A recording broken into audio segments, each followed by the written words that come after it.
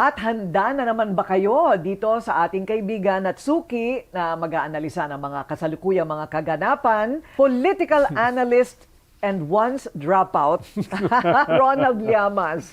Ikaw lang ang dropout na pinagyayabang mo yung pagka-dropout mo, ha? Of course. Because of course. you are the most in-demand dropout of all. Wow, okay. So, sa impeachment naman ni VP Sara, ano ang nakikita natin? Nagugulat ba ang madlang people? 6.7 billion pesos pala ang pinag-uusapan kasi nung una 160 million pesos lang. 'Di ba? Sa kanyang confidential funds. Well, yung iba kasi pinag-uusapan, mabubuksan ba o hindi? No? Dahil nga, yung general rule, yung bank secrecy laws, ay pwede lamang masuspend during impeachment, di ba? At ang sinasabi ng House, teka, itong proseso sa amin dito ay bahagi ng impeachment, hindi lang sa Senado, sa trial, no? So, in this case, pwede na kami mag-request sa AMLA, lalo na in relation dun sa SALN, na gusto namin makita na kung meron ba siyang hidden wealth na hindi kasama rito at kasama sa articles of impeachment. Na binabanata naman ng kampo ni Sara na fishing expedition. Eh ba't hindi nyo pa sinama doon sa articles of impeachment? Bakit ngayon nyo pa ilalabas yan o i-request? Kaya nga, nag-request sila ng TRO sa Supreme Court para patayin itong impeachment uli dahil nga dito sa fishing expedition, etc. etc. Sabi naman ng Kongreso, teka, ginagawa namin ito dahil ito yung nirequest o ibinaba sa amin ng Supreme Court batay dun sa iyong appeal, sa inyong motion sa Supreme Court na patayin yung impeachment last year. Tapos ngayon, sisisihin mo kami. Hindi naman sa amin nanggaling ito. Nanggaling ito sa Supreme Court based sa iyong motion. No? Kaya nandito tayo ngayon. At yung unang hearing, si Madriaga ang humarap. At medyo na-burst yung bubble ni Vice President Sara na sabi niya, di ko kilala yan, absolutely, never ko pa na-meet yan. At the very least, napatunayan ni Madriaga, teka, kilala ako. Nag-meet na kami. No? Ibang usapin pa yung mga sinabi niya. Pero naniniwala ka na talagang may relasyon, I mean, they more than know each other. Yes. Vice President Duterte and Madriaga. Yes, yun ang pinatunayan ni Madriaga. Doon siya lamang. Ngayon, yung kanyang mga sinabi, doon na yan sa Senate, as a court. No? Yung doon na yan pag-uusapan. Dahil probable cause lang naman yung Justice Committee. Hindi naman dyan pag-uusapan yung laman nung sinabi niya. So, pero compelling na yan. Lalo na ngayon. Dahil ngayon, yung mga sinasabi ni Senator Trillanes at saka former Deputy Ombudsman Carandang for several years na, ngayon, nakita natin na, oops, totoo nga, na hindi lang daan-daang milyon, bilyon yun na sa bank account ni Vice President Sara at ng kanyang asawa na dapat sana ay nakalagay sa SALN. No? Dahil nakalagay sa SALN ni Sara ay 80 million or 800 million. I'm not sure. No? Basta yun yung malayo sa 6.7. 6.77. But why would they use their own bank accounts to traffic that much money? Yeah. Ang sabi ng iba, baka ang tingin nila ay impunity. Na never sila makakasuhan ng ganito. Katulad din ng tingin ni Digong, never siya madadala sa ICC. Diba? Yun yung hubris Yun yung ibig sabihin ng impunity, na untouchable ka. Which you think also explains Mary Grace, Piatos, etc. Yes. Na kahit ganun ka-baboy, kumbaga, di ba? Na ganun sloppy. Di ba? Dahil invincible kami. No? Yun yung nakikita nila ngayon. Well, what they're saying is that kaya nga confidential funds, confidential lahat ng mga totoong personalidad sa likod ng mga pangalan na yan. Do you believe? Una, pera pa rin yan ng gobyerno. Okay. Ibig sabihin, at a certain point, kinakailangan dyan ng accountability. Right, okay. Kaya nga may notice of disallowance ang COA, di ba? Na 73 million, at least dyan. No? Dahil, bottom line, you have to report it. No? How are they going to explain the 6.7 Hindi ko billion? alam. Hindi ko alam. Dahil for a long time, dinedeny nila yan. Ang hindi pa lumalabas, saan ba nanggaling yan? Correct. Dahil dalawa ang sinasabi ni Trillanes at saka ni Deputy Ombudsman Carandang before na maraming pera ang pumasok na hindi reported, na ang tawag nila ay hidden wealth. Ikalawa, yan ay nanggaling sa mga drug lords at saka mga pogo lords at iba't ibang mga lords. At mukhang yun yung gusto nilang patunayan. Galing yan kay Sammy Uy, galing yan kay Michael Yang, na ngayon ay drug lords, na fugitives. No? Nagtago na sa labas na ng bansa in connection sa kanilang drug syndicate.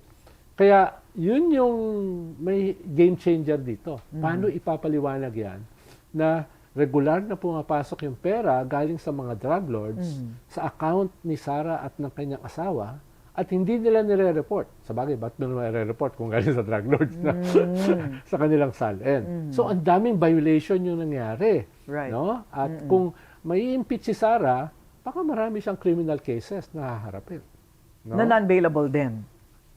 Depende kung mapapatunayan, halimbawa, na yan ay mobilization, or plunder, or money laundering. Even as Vice President, she can be behind bars? After. Pag hindi na siya Vice President. Okay, after. Diba? Ito impeachment pa lang ito. Dito pagtanggal pa lang sa posisyon at pag-ban sa kanya na tumakbo for any elective position, kahit barangay councilor. Yun yung nakasalang dito sa impeachment.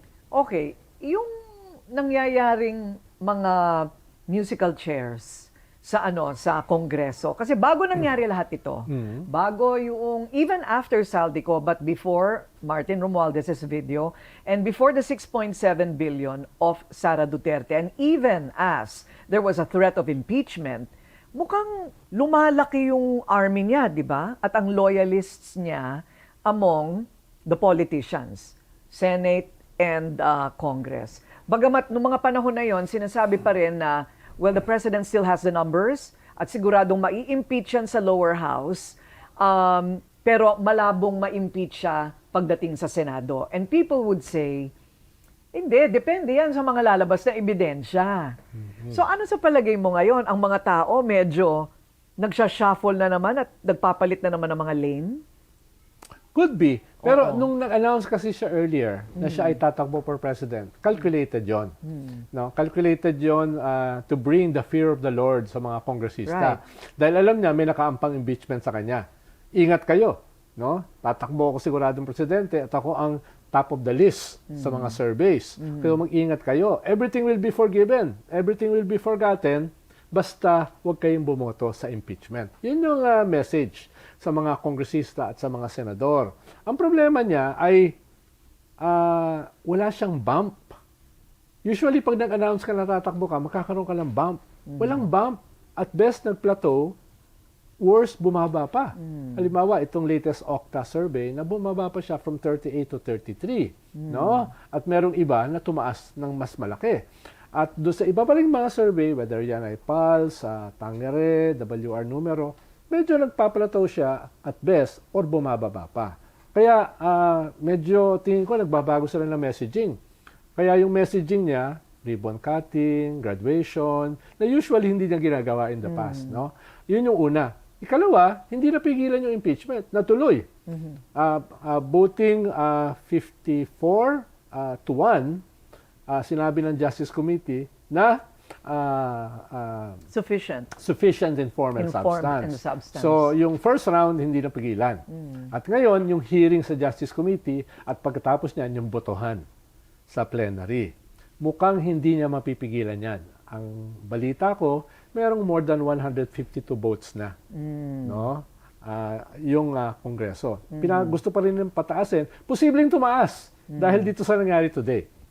Dahil yung, sino ba namang congressman ang hindi boboto sa impeachment kung mapapatunayan na lumabag ka sa batas. Tsaka ang laki ng amount, 6.7 billion. At allegedly, galing sa mga drug lords. Kung yung mga congressmen ay hindi boboto, baka pati sila machismis. Right. Kayo ba tumanggap din sa mga drug lords? Kasi ang balita ko, merong mga gustong mag-abstain, merong gustong mag-absent. Well, alam mo naman, Corina, mga politiko, gusto nilang to have the best of both worlds, no? Gusto nilang makinabang dun sa pagiging part ng administration, pero at the same time, gusto nilang i-secure yung kanilang future na mangyayari in the next 2 years. Yes. Naniniwala ka naman na kung sakaling magtuloy-tuloy yung impeachment laban kay VP ay si Baste Duterte naman ang kanila. Is it Baste or Pulong? I'm not so sure. Baste, oo. Who will take the place and run? Well, yun ang sinasabi nila. Yun ang sinasabi nila. Pero hirap nga si Baste as mayor ng Davao. Kaya nga hindi siya tumakbo mayor, si Digong ang tumakbo Dahil delikado siya no? Dahil ang tawag sa kanya absentee mayor, no? Kaya hindi, I'm not sure, no? Wala pa ako nakikitang numero about him, no? Hindi ko alam kung yung hamon niya kay General Torre na hindi siya sumipot ay tatamaan Ay, nakalimutan na ng tao. Oo. At saka parang baka ang packaging sa kanya is katulad ni Digong. No? Katulad ni Digong. Pati yung mga gestures ni Digong, ginagaya na niya. No? At mas marami siyang tato. Oo, marami siyang tato. Nawala naman si Kwa. At saka nag-chewing gum. Correct. No? Oo. Kaya I'm not sure kung siya ay viable. No? Pero inamin nila siya ang plan B. At kung hindi may impeach si Sara at siya ay magiging presidente sa 2028, siya yung susunod na papatakbuhin presidente sa 2034. So, medyo long-term yung planning nila. No? Kaya bibilib ka rin no?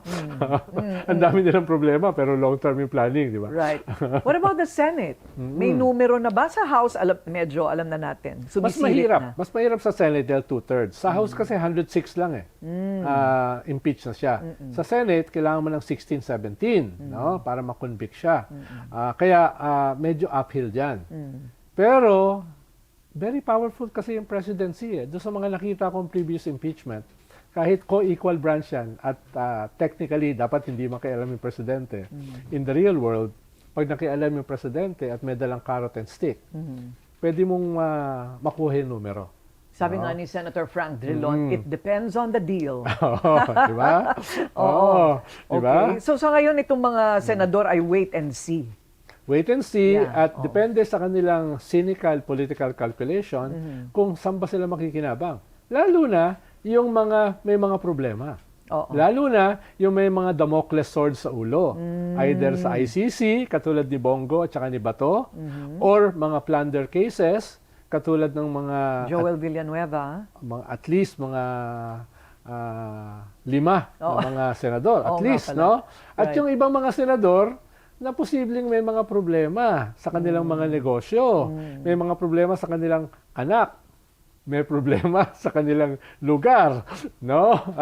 Hindi ko na i-specify, Oo no? nga. Kung ano yung mga yan. So, yan ay pressure points. Although walang aamin na meron silang pressure points. Ang sasabihin nila, depende sa ebidensya. No? Pero wala namang naniniwala doon, di ba? Okay, so parang chess. Sino ang magche-checkmate dito? Meron ka bang fearless forecast?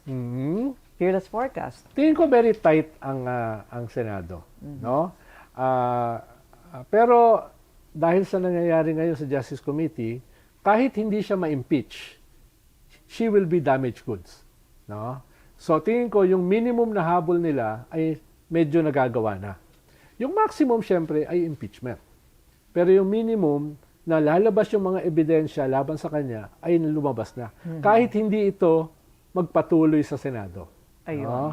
Kahit ito ay matalo sa Senado, medyo naka-abansi na sila. No? Kumbaga nakailang rounds na sila. Kaya Happy trip! Mabuti nakuha namin si Ginoong Llamas bago siya lilipad. Ano naman ang gagawin mo sa abroad?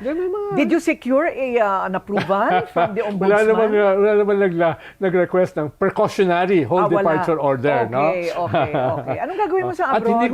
hindi ko pupuntahan si Saldico sa Czech Republic, ha? France lang ako, dadalawin ko yung aking bunso na anak. Magpadala ka ng ebidensya. At yung aking panganay nasa Netherlands, no? Pupuntahan ko rin siya ron. Uy, malapit Oo. na. Pero may mga lecture tour ako. Hindi ka rin pupunta sa The Hague. Pag-iisipan ko. Baka batuhin ako. Malay mo, di ba? Thank you very much, our friend and political analyst Ronald Llamas.